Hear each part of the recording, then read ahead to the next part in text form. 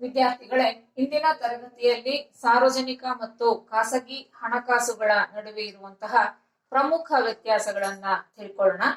ಹಿಂದಿನ ತರಗತಿಯಲ್ಲಿ ಖಾಸಗಿ ಹಣಕಾಸು ಅಂದ್ರೆ ಏನು, ಹಾಗೆ ಸಾರ್ವಜನಿಕ ಹಣಕಾಸು ಅಂದ್ರೆ ಏನು, ಇವುಗಳ ಅರ್ಥವನ್ನ ತಿಳ್ಕೊಂಡಿದ್ವಿ. ಈಗ ಅವುಗಳ ನಡುವಿನ ವ್ಯತ್ಯಾಸಗಳನ್ನು ತಿಳಿದುಕೊಳ್ಳೋಣ. ಮೊದಲನೇದಾಗಿ ಆದಾಯ ಮತ್ತು ವೆಚ್ಚಗಳ ಹೊಂದಾಣಿಕೆ. ಇಲ್ಲಿ ಖಾಸಗಿ ಹಣಕಾಸಿನ ಆದಾಯ ಮತ್ತು ವೆಚ್ಚಗಳ ಹೊಂದಾಣಿಕೆ ಹೇಗಿರುತ್ತೆ, ಹಾಗೆ ಸಾರ್ವಜನಿಕ ಅಥವಾ ಸರ್ಕಾರದ ಹಣಕಾಸಿನ ಆದಾಯ ಮತ್ತು ಹೊಂದಾಣಿಕೆ ಹೇಗಿರುತ್ತೆ. ಮೊದಲನೇದಾಗಿ ಖಾಸಗಿ ವ್ಯಕ್ತಿಗಳನ್ನ ತಗೊಂಡ್ರೆ ಆದಾಯ ಎಷ್ಟಿದೆ, ಎಷ್ಟು ಬರುತ್ತೆ ಅನ್ನೋದನ್ನ ಲೆಕ್ಕಾಚಾರ ಹಾಕೊಂಡು ವೆಚ್ಚವನ್ನ ಮಾಡ್ತಾರೆ ಖಾಸಗಿ ವ್ಯಕ್ತಿಗಳು.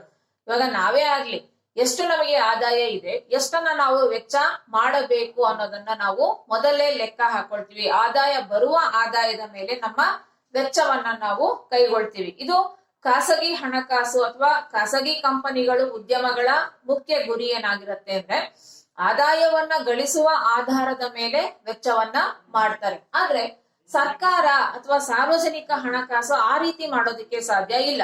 ಯಾಕೆಂದ್ರೆ ಸರ್ಕಾರ ಏನೇ ಕಾರ್ಯಕ್ರಮಗಳನ್ನ ಮಾಡಿದ್ರೂ ಅದು ಜನರ ಯೋಗಕ್ಷೇಮಕ್ಕಾಗಿ. ಹಾಗಾಗಿ ಆದಾಯ ಎಷ್ಟು ಬರುತ್ತೆ ತೆರಿಗೆಯಿಂದ ಅಂತ ಮೊದಲೇ ಗೆಸ್ ಮಾಡಕ್ಕೆ ಆಗಲ್ಲ, ಅಂದ್ರೆ ಅಂದಾಜು ಮಾಡೋದು ಕಷ್ಟ ಆಗತ್ತೆ.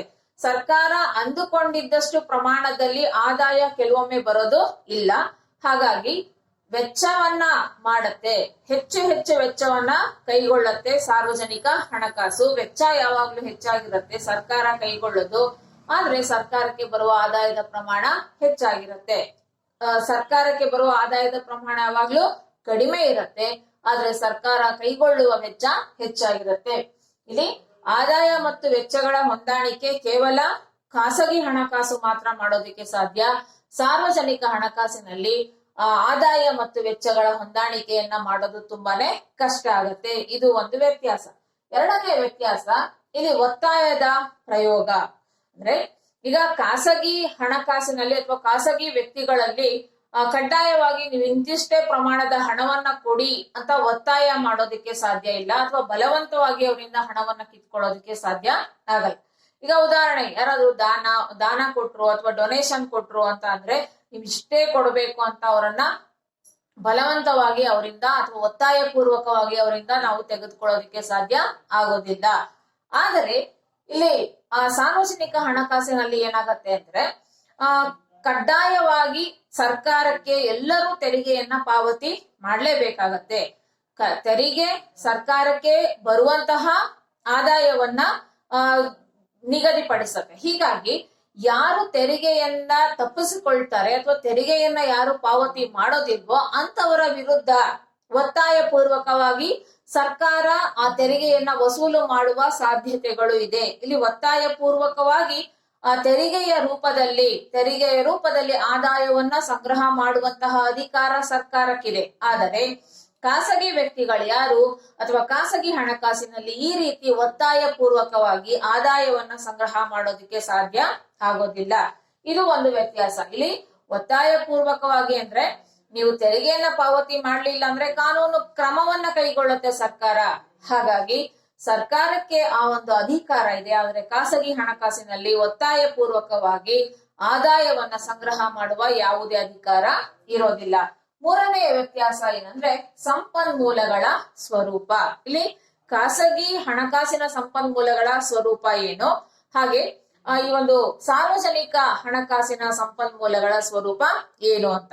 ಅಂದ್ರೆ ಸರ್ಕಾರಕ್ಕೆ ಯಥೇಚ್ಛವಾದ ಸಂಪನ್ಮೂಲಗಳ ಲಭ್ಯತೆ ಇರತ್ತೆ, ಆದ್ರೆ ಖಾಸಗಿ ವ್ಯಕ್ತಿಗಳಿಗೆ ಅಥವಾ ಖಾಸಗಿ ಹಣಕಾಸಿಗೆ ಯಥೇಚ್ಛವಾದ ಸಂಪನ್ಮೂಲದ ಲಭ್ಯತೆ ಇರೋದಿಲ್ಲ, ಅಲ್ಲಿ ಕಡಿಮೆ ಇರತ್ತೆ.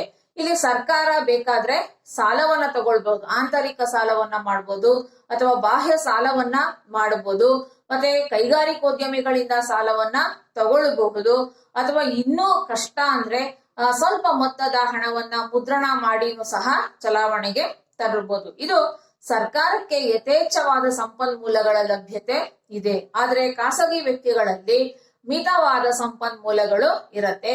ಆ ಮಿತವಾದ ಸಂಪನ್ಮೂಲಗಳು ಇರೋದ್ರಿಂದ ಅದಕ್ಕೆ ತಕ್ಕ ಹಾಗೆ ಖಾಸಗಿ ಹಣಕಾಸಿನಲ್ಲಿ ಖಾಸಗಿ ವ್ಯಕ್ತಿಗಳು ತಮ್ಮ ವೆಚ್ಚವನ್ನ ಮಾಡಬೇಕಾಗತ್ತೆ. ಆದ್ರೆ ಸರ್ಕಾರದ ಬಳಿ ಯಥೇಚ್ಛವಾದ ಸಂಪನ್ಮೂಲದ ಲಭ್ಯತೆ ಇದೆ. ತೆರಿಗೆಯ ಮೂಲಕ ಸಂಗ್ರಹ ಮಾಡ್ಕೊಳ್ಬಹುದು, ಸಾಲವನ್ನ ತಗೊಂಡು ಆದಾಯವನ್ನ ಹೆಚ್ಚಿಸ್ಕೊಳ್ಬಹುದು. ಹಾಗಾಗಿ ಸಾರ್ವಜನಿಕ ಹಣಕಾಸಿನಲ್ಲಿ ಯಥೇಚ್ಛವಾದ ಸಂಪನ್ಮೂಲ ಇದೆ, ಖಾಸಗಿ ಹಣಕಾಸಿನಲ್ಲಿ ಮಿತವಾದ ಸಂಪನ್ಮೂಲ ಇದೆ. ಇದು ಒಂದು ವ್ಯತ್ಯಾಸ.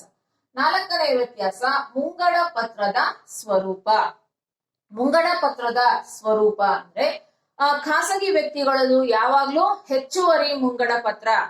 ಈಗಾಗಲೇ ತಿಳಿಸಿದೀನಿ, ಮುಂಗಡ ಪತ್ರದಲ್ಲಿ 3 ವಿಧ: ಕೊರತೆ ಮುಂಗಡ ಪತ್ರ, ಮತ್ತೆ ಹೆಚ್ಚುವರಿ ಮುಂಗಡ ಪತ್ರ, ಸಮತೋಲನ ಮುಂಗಡ ಪತ್ರ. ಖಾಸಗಿ ವ್ಯಕ್ತಿಗಳದ್ದು ಯಾವಾಗ್ಲೂ ಹೆಚ್ಚುವರಿ ಮುಂಗಡ ಪತ್ರ ಅಂದ್ರೆ ಇದು ಆದಾಯ ಯಾವಾಗ್ಲೂ ಹೆಚ್ಚಾಗಿರತ್ತೆ, ಆದ್ರೆ ವೆಚ್ಚದ ಪ್ರಮಾಣ ಕಡಿಮೆ ಇರತ್ತೆ. ಇದು ಯಾವಾಗಲೂ ಖಾಸಗಿ ವ್ಯಕ್ತಿಗಳು ಬಯಸುವಂತಹ ಮುಂಗಡ ಪತ್ರ, ಅಥವಾ ಅವರು ಯೋಜನೆ ಮಾಡೋದು, ಪ್ಲಾನ್ ಮಾಡೋದೇ ಹಾಗೆ. ಆದಾಯ ಹೆಚ್ಚಾಗಿ ಬರ್ಬೇಕು, ಆದ್ರೆ ಅವರು ಕೈಗೊಳ್ಳುವ ವೆಚ್ಚ ಯಾವಾಗ್ಲೂ ಕಡಿಮೆ ಇರ್ಬೇಕು. ಆದ್ರೆ ಸರ್ಕಾರಕ್ಕೆ ಆ ರೀತಿ ಸಾರ್ವಜನಿಕ ಹಣಕಾಸಿನಲ್ಲಿ ಆ ರೀತಿಯ ಹೆಚ್ಚುವರಿ ಮುಂಗಡ ಪತ್ರವನ್ನ ನಿರೀಕ್ಷೆ ಮಾಡೋದಕ್ಕೆ ಖಂಡಿತ ಸಾಧ್ಯ ಆಗೋದೇ ಇಲ್ಲ.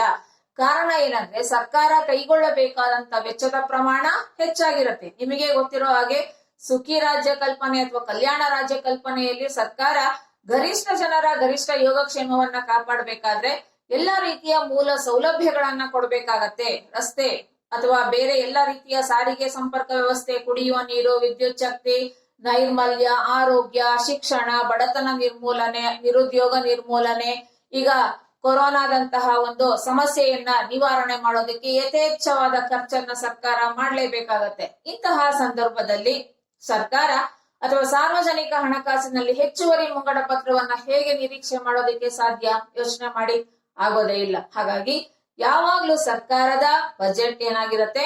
ಕೊರತೆಯಿಂದ ಕೂಡಿರುತ್ತೆ. ಕೊರತೆ ಮುಂಗಡ ಪತ್ರ ಅಂದ್ರೆ ಸರ್ಕಾರ ಕೈಗೊಳ್ಳುವ ವೆಚ್ಚದ ಪ್ರಮಾಣ ಹೆಚ್ಚಾಗಿರುತ್ತೆ, ಸರ್ಕಾರಕ್ಕೆ ಬರುವ ಆದಾಯದ ಪ್ರಮಾಣ ಕಡಿಮೆ ಇರುತ್ತೆ. ಇದು ಒಂದು ವ್ಯತ್ಯಾಸ ಇದೆ. ಖಾಸಗಿ ವ್ಯಕ್ತಿಗಳ ಮುಂಗಡ ಪತ್ರ ಹೆಚ್ಚುವರಿ ಮುಂಗಡ ಪತ್ರ, ಸಾರ್ವಜನಿಕ ಹಣಕಾಸು ಅಥವಾ ಸರ್ಕಾರದ ಮುಂಗಡ ಪತ್ರ ಕೊರತೆಯ ಮುಂಗಡ ಪತ್ರ. ಮತ್ತೊಂದು ವ್ಯತ್ಯಾಸ ಮುಂಗಡ ಪತ್ರದ ಅವಧಿ. ಇಲ್ಲಿ ಟೈಮ್.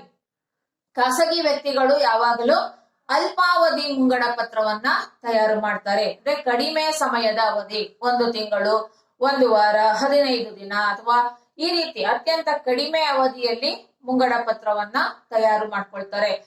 ನಾಳೆ ಏನ್ ಮಾಡೋಣ, ಅಥವಾ 1 ವಾರದ ಅವಧಿಯಲ್ಲಿ ಏನನ್ನ ಮಾಡಬೇಕು, ಅಥವಾ 1 ವಾರದ ಅವಧಿಯಲ್ಲಿ ಆಗುವಂತಹ ವೆಚ್ಚದ ಪ್ರಮಾಣ ಎಷ್ಟು, ಆ 1 ವಾರದ ಅವಧಿಯಲ್ಲಿ ಬರುವಂತಹ ಆದಾಯದ ಪ್ರಮಾಣ ಎಷ್ಟು, ಅಥವಾ 1 ತಿಂಗಳ ಅವಧಿಯಲ್ಲಿ ಆಗುವಂತಹ ವೆಚ್ಚ ಮತ್ತು ಆದಾಯದ ಪ್ರಮಾಣ. ಇದನ್ನ ಅಲ್ಪಾವಧಿಯ ಒಂದು ಮುಂಗಡ ಪತ್ರ, ಕಡಿಮೆ ಸಮಯದ ಅವಧಿಯ ಮುಂಗಡ ಪತ್ರವನ್ನ ತಯಾರು ಮಾಡೋದು ಖಾಸಗಿ ವ್ಯಕ್ತಿಗಳು. ಆದ್ರೆ ಸರ್ಕಾರ ತಯಾರು ಮಾಡುವ ಮುಂಗಡ ಪತ್ರ ಯಾವಾಗಲೂ 1 ವರ್ಷಕ್ಕೆ, 1 ವರ್ಷಕ್ಕಿಂತ ಅಧಿಕವಾಗಿ ಮಾಡಲ್ಲ. ದೀರ್ಘಾವಧಿ ಅಲ್ಲ, ಕೇವಲ 1 ವರ್ಷಕ್ಕೆ ಮಾತ್ರ ಸರ್ಕಾರ ಮುಂಗಡ ಪತ್ರವನ್ನ ತಯಾರು ಮಾಡತ್ತೆ. ಮುಂದಿನ ವರ್ಷದಕ್ಕೆ ಏನೇನು ವೆಚ್ಚಗಳನ್ನ ಮಾಡಬೇಕು, ಮತ್ತೆ ಎಷ್ಟು ಪ್ರಮಾಣದಲ್ಲಿ ಆದಾಯವನ್ನ ನಿರೀಕ್ಷೆ ಮಾಡತ್ತೆ, ಇದನ್ನ 1 ವರ್ಷದ ಅವಧಿಗೆ ಮಾತ್ರ ಸರ್ಕಾರ ಮುಂಗಡ ಪತ್ರವನ್ನ ತಯಾರು ಮಾಡತ್ತೆ. ಇದು ಮುಂಗಡ ಪತ್ರದ ಅವಧಿ. ಖಾಸಗಿ ವ್ಯಕ್ತಿಗಳದ್ದು ಅಲ್ಪಾವಧಿ, ಸರ್ಕಾರದ್ದು 1 ವರ್ಷದ ಅವಧಿಯದ್ದಾಗಿರುತ್ತೆ ಅಂತ. ಮತ್ತೊಂದು ಪ್ರಮುಖವಾದ ವ್ಯತ್ಯಾಸ ವೆಚ್ಚದ ಉದ್ದೇಶ. ಇಲ್ಲಿ ಖಾಸಗಿ ವ್ಯಕ್ತಿಗಳು ವೆಚ್ಚವನ್ನ ಯಾಕೆ ಮಾಡ್ತಾರೆ? ಏನೋ ಲಾಭ ಬರುತ್ತೆ ಅನ್ನೋ ಒಂದು ನಿರೀಕ್ಷೆಯಿಂದ ವೆಚ್ಚವನ್ನ ಮಾಡ್ತಾರೆ.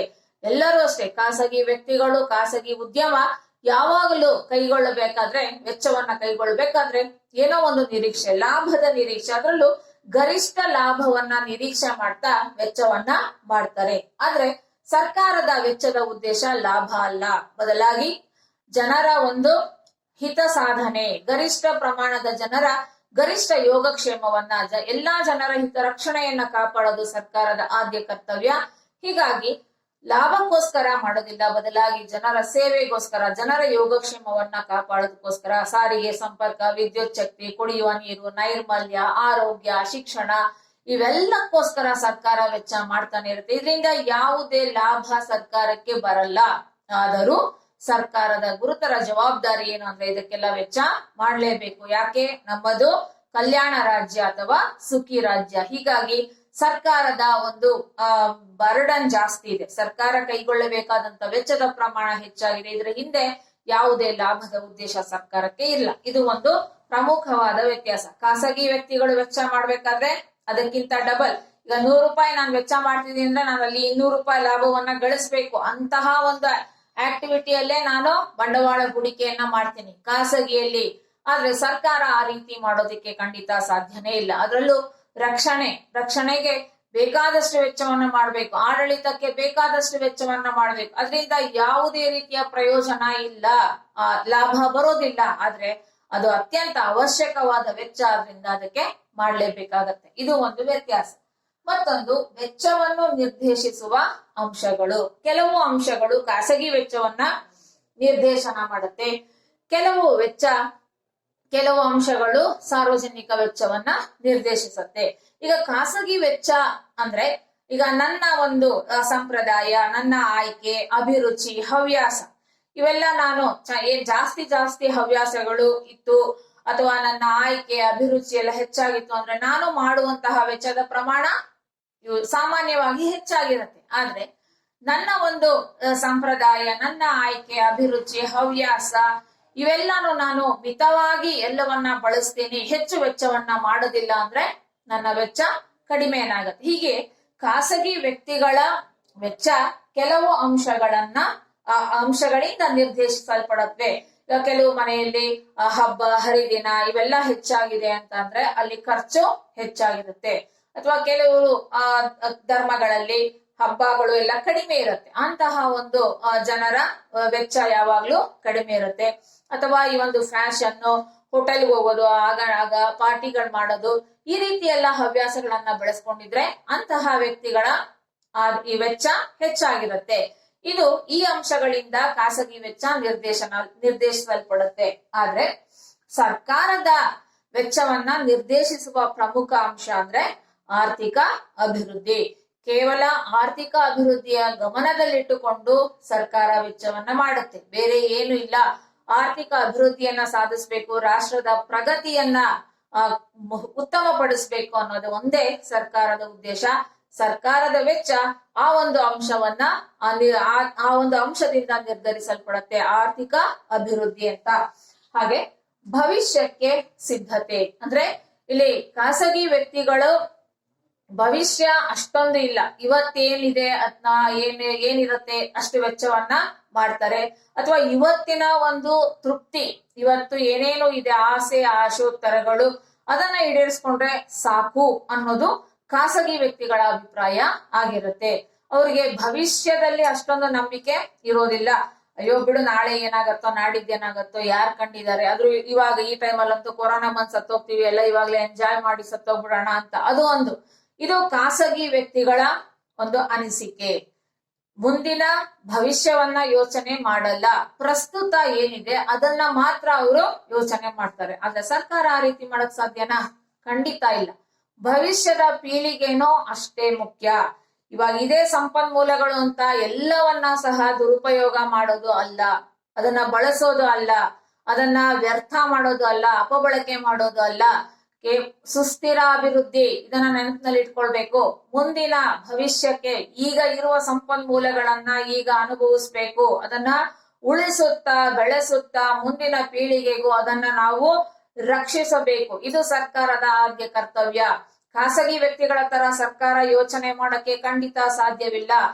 ಪ್ರಸ್ತುತ ಅಷ್ಟೇ ಅಲ್ಲ, ಭವಿಷ್ಯ, ನಾಳಿನ ಮುಂದಿನ ದಿನಗಳಲ್ಲಿ ಏನಾಗತ್ತೆ ಅನ್ನೋದನ್ನ ಮೊದಲೇ ಯೋಚಿಸಿ ಮುಂದಾಲೋಚನೆಯನ್ನ ಮಾಡಿ ಆ ಭವಿಷ್ಯಕ್ಕೆ ಬೇಕಾದಂತಹ ಎಲ್ಲ ತಯಾರಿಯನ್ನ ಮಾಡ್ಕೊಳ್ಳೋದು ಸರ್ಕಾರದ ಆದ್ಯ ಕರ್ತವ್ಯ ಆಗಿರುತ್ತೆ. ಹಾಗಾಗಿ ಇಲ್ಲಿ ಭವಿಷ್ಯಕ್ಕೆ ಸಿದ್ಧತೆಯನ್ನ ಮಾಡ್ಕೊಳ್ಬೇಕಾಗಿರೋದು ಸಾರ್ವಜನಿಕ ಹಣಕಾಸು. ಆದ್ರೆ ಖಾಸಗಿ ಹಣಕಾಸು ಕೇವಲ ಪ್ರಸ್ತುತಕ್ಕೆ ಮಾತ್ರ, ಈಗ ಏನು ಇವತ್ತೇನು ಅಷ್ಟೇ, ನಾಳಿನ ಬಗ್ಗೆ ಹೆಚ್ಚಿನ ಚಿಂತೆಯನ್ನ ಮಾಡಲ್ಲ ಖಾಸಗಿ ಹಣಕಾಸು. ಸಾರ್ವಜನಿಕ ಹಣಕಾಸಿಗೆ ನಾಳೆ ಏನು, ಮುಂದಿನ ವರ್ಷ ಏನಾಗತ್ತೆ, ಇದನ್ನೆಲ್ಲನೂ ಸಹ ಕಡ್ಡಾಯವಾಗಿ ಯೋಚನೆ ಮಾಡಲೇಬೇಕು.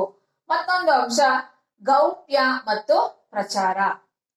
ಯಾರು ಗೌಪ್ಯವಾಗಿರ್ತಾರೆ, ಯಾರು ಪಬ್ಲಿಸಿಟಿ ಮಾಡ್ತಾರೆ, ಎಲ್ಲ ಗುಟ್ಟಾಗಿ ಎಲ್ಲವನ್ನ ಮುಚ್ಚಿಡೋದು ಖಾಸಗಿ ವ್ಯಕ್ತಿಗಳು. ಯಾವುದನ್ನು, ಹಣಕಾಸಿನ ವಿಚಾರಗಳನ್ನ ಯಾವುದನ್ನು ಸಹ ಬಹಿರಂಗ ಪಡಿಸೋದಿಲ್ಲ. ಯಾರನ್ನ ಹೋಗಿ ನಿನಗೆ ಎಷ್ಟು ಇನ್ಕಮ್ ಬರುತ್ತೆ ಅಂದ್ರೆ ಕರೆಕ್ಟ್ ಆಗಿ ಅವರು ಸ್ಟಾಟಿಸ್ಟಿಕ್ಸ್ ಅನ್ನ ಕೊಡಲ್ಲ. ಅಂಕಿಅಂಶಗಳು ನನಗೆ ಪ್ರತಿ ತಿಂಗಳು ಇಷ್ಟೇ ಸಂಬಳ ಬರುತ್ತೆ, ಇಷ್ಟೇ ಆದಾಯ ಬರುತ್ತೆ, ನನಗೆ ಅಲ್ಲಿಂದ ಅಷ್ಟು ಬರುತ್ತೆ, ಯಾರು ಹೇಳಲ್ಲ, ಯಾರೂ ಸಹ ಬಾಯಿ ಬಿಡೋದಿಲ್ಲ. ಎಲ್ಲವನ್ನ ಗೌಪ್ಯವಾಗಿ ಇಟ್ಕೊಳ್ತಾರೆ, ಯಾವುದನ್ನು ಬಹಿರಂಗ ಪಡಿಸೋದಿಲ್ಲ. ಇದು ಖಾಸಗಿ ಹಣಕಾಸಿನ ವಿಚಾರದಲ್ಲಿ ಗೌಪ್ಯತೆ ಹೆಚ್ಚಾಗಿರುತ್ತೆ. ಯಾವುದೇ ಸೀಕ್ರೆಟ್ಸ್ ಅನ್ನ ಅವರು ಲೀಕ್ ಮಾಡಲ್ಲ. ಆದ್ರೆ ಸರ್ಕಾರ ಆ ರೀತಿ ಮಾಡಕ್ಕೆ ಸಾಧ್ಯ ಇಲ್ಲ. ಎಲ್ಲವೂ ಪಾರದರ್ಶಕತೆಯಿಂದ ಕೂಡಿರಬೇಕು. ಯಾವ ಯಾವ ವಲಯಕ್ಕೆ ಎಷ್ಟೆಷ್ಟು ವೆಚ್ಚ ಮಾಡಿದೆ, ಎಷ್ಟು ಕೇಂದ್ರ ಸರ್ಕಾರದಿಂದ ರಾಜ್ಯ ಸರ್ಕಾರಕ್ಕೆ ಎಷ್ಟು ಬಿಡುಗಡೆ ಆಯ್ತು, ಯಾಕೆ ಯಾವ್ದಕ್ಕೆ ಎಷ್ಟೆಷ್ಟು ವೆಚ್ಚ ಆಗಿದೆ, ಪ್ರತಿಯೊಂದು ಅಂಕಿ ಅಂಶಗಳು ದಾಖಲೆಗಳನ್ನ ಇಟ್ಟಿರ್ಲೇಬೇಕು. ಆಗ ಮಾತ್ರ ಜನರಿಗೆ ಸರ್ಕಾರದ ಮೇಲೆ ವಿಶ್ವಾಸ, ನಂಬಿಕೆ ಬರುತ್ತೆ. ಸರ್ಕಾರ ಏನಾದ್ರೂ ಗೌಪ್ಯತೆಯನ್ನ ಕಾಪಾಡ್ತು, ಯಾವುದನ್ನು ಪ್ರಚಾರ ಮಾಡ್ಲಿಲ್ಲ, ಬಹಿರಂಗ ಪಡಿಸ್ಲಿಲ್ಲ ಅಂದ್ರೆ ಜನ ಸರ್ಕಾರದ ಮೇಲೆ ವಿಶ್ವಾಸವನ್ನ, ನಂಬಿಕೆಯನ್ನ ಕಳ್ಕೊಂಡ್ಬಿಡ್ತಾರೆ. ಆದ್ದರಿಂದ ಸರ್ಕಾರ ಏನೇ ನಿಯಮಗಳನ್ನ ಅಥವಾ ಯಾವುದೇ ನಿರ್ಧಾರಗಳನ್ನ ತಗೊಂಡ್ರೇನೋ ಹಣಕಾಸಿನ ವಿಚಾರದಲ್ಲಿ ಎಲ್ಲವನ್ನ ಸಹ ಬಹಿರಂಗ ಪಡಿಸ್ಬೇಕು. ಈಗ ಬಜೆಟ್ ಮಂಡನೆ ನೋಡಿದೀರಾ, ಅದು ಲೋಕಸಭೆಯಲ್ಲಿ ಆಗತ್ತೆ. ಪ್ರತಿಯೊಂದು ವಿಚಾರವನ್ನ ಸಹ ಎಲ್ಲಾನು ಓದಿ ತಿಳಿಸ್ತಾರೆ. ಏನೇನು ಎಷ್ಟೆಷ್ಟು ಆಗಿದೆ, ಖರ್ಚು ವೆಚ್ಚಗಳು, ಯಾವ ಯಾವ ವಲಯಕ್ಕೆ ಎಷ್ಟು ಎಷ್ಟು ಆದಾಯ, ಎಷ್ಟು ವೆಚ್ಚ, ಪ್ರತಿಯೊಂದು ಎಲ್ಲವನ್ನ ಸಹ ಬಹಿರಂಗ ಪಡಿಸುತ್ತೆ. ಎಲ್ಲವನ್ನ ಪ್ರಚಾರ ಮಾಡುವುದು ಸರ್ಕಾರದ ಆದ್ಯ ಕರ್ತವ್ಯ. ಆಗ ಮಾತ್ರ ಸರ್ಕಾರ ಜನರ ನಂಬಿಕೆಯನ್ನ ಪಡೆದುಕೊಳ್ಳೋದಿಕ್ಕೆ ಸಾಧ್ಯ. ಏನೋ ಗುಟ್ಟಾಗಿ ವ್ಯವಹಾರ ಮಾಡ್ತಿದೆ ಅಂದ್ರೆ ಜನ ಸರ್ಕಾರದ ಮೇಲೆ ವಿಶ್ವಾಸವನ್ನ, ನಂಬಿಕೆಯನ್ನ ಕಳ್ಕೊಂಡ್ ಬಿಡ್ತಾರೆ. ಹಾಗಾಗಿ ಗೌಪ್ಯತೆ, ಖಾಸಗಿ ಹಣಕಾಸು, ಪ್ರಚಾರ, ಸಾರ್ವಜನಿಕ ಹಣಕಾಸು. ಮತ್ತೊಂದು ವ್ಯತ್ಯಾಸ ದಿವಾಳಿತನ, ಪಾಪರ್. ಖಾಸಗಿ ವ್ಯಕ್ತಿಗಳು ಪಾಪರಾಗ್ತಾರೆ. ಖಾಸಗಿ ವ್ಯಕ್ತಿಗಳು ಎಲ್ಲವನ್ನ ಕಳ್ಕೊಂಡು ನಷ್ಟವನ್ನ ಅನುಭವಿಸ್ತಾರೆ. ಆದ್ರೆ ಸರ್ಕಾರ ಯಾವತ್ತು ದಿವಾಳಿ ಆಗುವ ಸಾಧ್ಯತೆನೇ ಇಲ್ಲ. ಸರ್ಕಾರದ ಬಳಿ ಸಾಕಷ್ಟು ಸಂಪನ್ಮೂಲ ಇದ್ದೇ ಇರತ್ತೆ. ಏನೇ ಆದ್ರೂ ಸರ್ಕಾರ ದಿವಾಳಿ ಆಗುವ ಯಾವುದೇ ಸಾಧ್ಯತೆಗಳು ಇಲ್ಲ. ಮುನ್ನೆಚ್ಚರಿಕೆಯನ್ನ ವಹಿಸಿರತ್ತೆ. ಯಾವುದೇ ಕಾರಣಕ್ಕೂ ಸಂಪೂರ್ಣವಾಗಿ ನಷ್ಟವನ್ನ ಅನುಭವಿಸಬಾರದು ಅಂತ ಮೊದಲೇ ಮುನ್ನೆಚ್ಚರಿಕೆಯಿಂದ ಎಷ್ಟು ಬೇಕೋ, ಹೇಗೆ ಬೇಕೋ ಆ ರೀತಿಯಲ್ಲಿ ಎಲ್ಲ ಆದಾಯ ವೆಚ್ಚಗಳನ್ನ ಸರಿದೂಗಿಸ್ತಾ ಮುಂದುವರಿಸ್ತಾ ಇರತ್ತೆ ಸರ್ಕಾರ. ಆದ್ರೆ ಖಾಸಗಿ ವ್ಯಕ್ತಿಗಳು ಇರುವಾಗ ಚೆನ್ನಾಗಿ ಮಜಾ ಮಾಡ್ಬಿಡ್ತಾರೆ. ಇಲ್ಲಿ ಫುಲ್ ಎಲ್ಲವನ್ನ ಕಳ್ಕೊಂಡು ದಿವಾಳಿಗಳಾಗ್ತಾರೆ ಅಥವಾ ಪಾಪರಾಗುವ ಸಾಧ್ಯತೆಗಳು ಖಾಸಗಿ ಹಣಕಾಸಿನಲ್ಲಿ ಇದೆ. ಮತ್ತೊಂದು ಅಂಶ ಸಮಸೀಮಾಂತ ತುಷ್ಟಿಗುಣ ನಿಯಮ. ಇದು ಖಾಸಗಿ ಹಣಕಾಸಿಗೆ ಅನ್ವಯ ಆಗತ್ತೆ. ಅಂದ್ರೆ ಒಬ್ಬ ವ್ಯಕ್ತಿ ತನ್ನ ಬಳಿ ಇರುವ ಹಣದಲ್ಲಿ ವಿವಿಧ ಸರಕುಗಳನ್ನ ಕೊಂಡುಕೊಂಡಾಗ ಎಲ್ಲಾ ಸರಕುಗಳಿಂದ ದೊರೆಯುವ ಸೀಮಾಂತ ತುಷ್ಟಿಗುಣ ಸಮವಾಗಿರುವಂತೆ ನೋಡೋದಿಕ್ಕೆ ಸಾಧ್ಯ. ಖಾಸಗಿ ಹಣಕಾಸಿನಲ್ಲಿ ಅದರ ಮೇಲೆ ಇದರ ಮೇಲೆ ಎಲ್ಲಾ ಸರಕುಗಳು, ಎಲ್ಲಾ ಸೇವೆಗಳನ್ನ ನಾನು ಕೊಂಡುಕೊಳ್ತೀನಿ ನನ್ನ ಬಳಿ ಇರುವ ಹಣದ ಹತ್ರ. ಆದ್ರೆ ಆ ಎಲ್ಲಾ ಸರಕು ಮತ್ತು ಸೇವೆಗಳಿಂದ ದೊರೆಯುವ ಸೀಮಾಂತ ಹೆಚ್ಚುವರಿ ತುಷ್ಟಿಗುಣ ಏನಾಗಿರ್ಬೇಕು, ಸಮವಾಗಿರುವಂತೆ ನೋಡ್ಕೊಳ್ತೀನಿ. ಅದು ಖಾಸಗಿ ಹಣಕಾಸಿನಲ್ಲಿ ಸಾಧ್ಯ. ಆದ್ರೆ ಸಾರ್ವಜನಿಕ ಹಣಕಾಸಿನಲ್ಲಿ ಆ ರೀತಿ ಸಾಧ್ಯ ಆಗೋದೇ ಇಲ್ಲ. ಯಾಕೆಂದ್ರೆ ಯಾವ ವಲಯಕ್ಕೆ ಹೆಚ್ಚಿನ ಆದ್ಯತೆ ಕೊಡಬೇಕು ಅಲ್ಲಿ ಹೆಚ್ಚು ವೆಚ್ಚವನ್ನ ಮಾಡ್ಲೇಬೇಕು. ಯಾವುದಕ್ಕೆ ಕಡಿಮೆ ಆದ್ಯತೆಯನ್ನ ಕೊಡಬೇಕು ಅಲ್ಲಿ ಕಡಿಮೆ ವೆಚ್ಚವನ್ನ ಮಾಡುತ್ತೆ. ರಕ್ಷಣೆ ಅತ್ಯಂತ ಪ್ರಮುಖವಾದದ್ದು, ಅತ್ಯಂತ ಅವಶ್ಯಕವಾದದ್ದು, ಅದಕ್ಕೆ ಮೊದಲ ಆದ್ಯತೆಯನ್ನ ಕೊಡಬೇಕು. ಆಡಳಿತಕ್ಕೆ ವೆಚ್ಚವನ್ನ ಮಾಡ್ಲೇಬೇಕು. ಹೀಗಾಗಿ ಸಮಸೀಮಾಂತ ತುಷ್ಟಿಗುಣವನ್ನ ಸರ್ಕಾರದಲ್ಲಿ ಸಾಧಿಸೋದಕ್ಕೆ ಸಾಧ್ಯನೇ ಆಗಲ್ಲ. ಸರ್ಕಾರ ಏನಿದ್ರೂ ಯಾವ ಆದ್ಯತೆಯ ಮೇಲೆ, ಆಯ್ಕೆಯ ಮೇಲೆ, ಪ್ರಿಫರೆನ್ಸ್ ಯಾವುದಕ್ಕೆ ಏನು ಮೊದಲ ಆದ್ಯತೆಯನ್ನ ಕೊಡಬೇಕು ಅದರ ಆಧಾರದ ಮೇಲೆ ವೆಚ್ಚವನ್ನ ಮಾಡಬೇಕಾಗತ್ತೆ. ಸಮಸೀಮಾಂತ ತುಷ್ಟಿಗುಣ ನಿಯಮ ಖಾಸಗಿ ಹಣಕಾಸಿನಲ್ಲಿ ಸಾಧ್ಯ, ಆದ್ರೆ ಸಾರ್ವಜನಿಕ ಹಣಕಾಸಿನಲ್ಲಿ ಸಾಧ್ಯ ಇಲ್ಲ ಅಂತ. ಹಾಗೆ ಲೆಕ್ಕ ಪರಿಶೋಧನೆ, ಪ್ರತಿ ವರ್ಷ ಆಡಿಟಿಂಗ್ ಕಂಪಲ್ಸರಿ. ಖಾಸಗಿಯಲ್ಲೂ ಕಂಪಲ್ಸರಿ ಮತ್ತೆ ಸಾರ್ವಜನಿಕ ಹಣಕಾಸಿನಲ್ಲೂ ಕಂಪಲ್ಸರಿ. ಆದ್ರೆ ಖಾಸಗಿ ವ್ಯಕ್ತಿಗಳು ಮಾಡಿದ್ರೆ ಮಾಡಿಸ್ಕೊಳ್ಬಹುದು, ಇಲ್ಲ ಅಂದ್ರೆ ಇಲ್ಲ, ಎಕ್ಸಂಪ್ಷನ್ಸ್ ಇದೆ. ಆದರೆ ಸರ್ಕಾರದ ವಿಚಾರದಲ್ಲಿ, ಸಾರ್ವಜನಿಕ ಹಣಕಾಸಿನ ವಿಚಾರದಲ್ಲಿ ಲೆಕ್ಕ ಪರಿಶೋಧನೆ ಅತ್ಯಂತ ಅವಶ್ಯಕವಾದದ್ದು. ಪಾರದರ್ಶಕತೆಯಿಂದ ಕೂಡಿರ್ಬೇಕು. ಪ್ರತಿಯೊಂದು ಲೆಕ್ಕ, ಪ್ರತಿಯೊಂದು ವಲಯದಲ್ಲಿ ಎಷ್ಟೆಷ್ಟು ವೆಚ್ಚ ಆಗಿದೆ ಎಲ್ಲಾನು ಸಹ ಕರೆಕ್ಟ್ ಆಗಿ ದಾಖಲೆಗಳನ್ನ ಇಟ್ಟಿರ್ಬೇಕು. ಇದು ಲೆಕ್ಕ ಪರಿಶೋಧನೆ ಸಾರ್ವಜನಿಕ ಹಣಕಾಸಿಗೆ ಅತ್ಯಂತ ಅವಶ್ಯಕ ಮತ್ತು ಕಡ್ಡಾಯ. ಆದ್ರೆ ಖಾಸಗಿ ಹಣಕಾಸಿನಲ್ಲಿ ಲೆಕ್ಕ ಪರಿಶೋಧನೆ ಇದೆ. ಆದ್ರೆ ಕೆಲವರು ಅದನ್ನ ಮಾಡಿಸ್ತಾರೆ, ಮತ್ತೆ ಕೆಲವರು ಅಲ್ಲಿ ದಾಖಲೆಗಳನ್ನ ತಿರುಚೋ ಸಾಧ್ಯತೆಗಳಿದೆ. ರಾಮನ್ ಲೆಕ್ಕ, ಕೃಷ್ಣನ್ ಲೆಕ್ಕ ಎಲ್ಲಾನು ಮಾಡಬಹುದು ಖಾಸಗಿ ಹಣಕಾಸಿನಲ್ಲಿ. ಆದ್ರೆ ಸರ್ಕಾರದಲ್ಲಿ ಆ ರೀತಿ ಮಾಡೋದಿಕ್ಕೆ ಸಾಧ್ಯ ಇಲ್ಲ. ವಿದ್ಯಾರ್ಥಿಗಳೇ, ಇದುವರೆಗೂ ಸಾರ್ವಜನಿಕ ಮತ್ತು ಖಾಸಗಿ ಹಣಕಾಸಿನ ನಡುವೆ ಇರುವಂತಹ ಪ್ರಮುಖ ವ್ಯತ್ಯಾಸಗಳನ್ನ ನಾವು ತಿಳ್ಕೊಂಡಿದೀವಿ. ಇಲ್ಲಿ ನಿಮಗೆ 15 ಅಂಕಗಳ ಪ್ರಶ್ನೆಯನ್ನ ಕೇಳ್ತಾರೆ. ಖಾಸಗಿ ಹಣಕಾಸು ಎಂದರೇನು ಮತ್ತು ಸಾರ್ವಜನಿಕ ಹಣಕಾಸು ಎಂದರೇನು, ಖಾಸಗಿ ಮತ್ತು ಸಾರ್ವಜನಿಕ ಹಣಕಾಸಿನ ನಡುವೆ ಇರುವಂತಹ ಪ್ರಮುಖ ವ್ಯತ್ಯಾಸಗಳನ್ನು ವಿವರಿಸಿ ಅಂತ 15 ಅಂಕಗಳ ಪ್ರಶ್ನೆಯನ್ನ ನಿಮಗೆ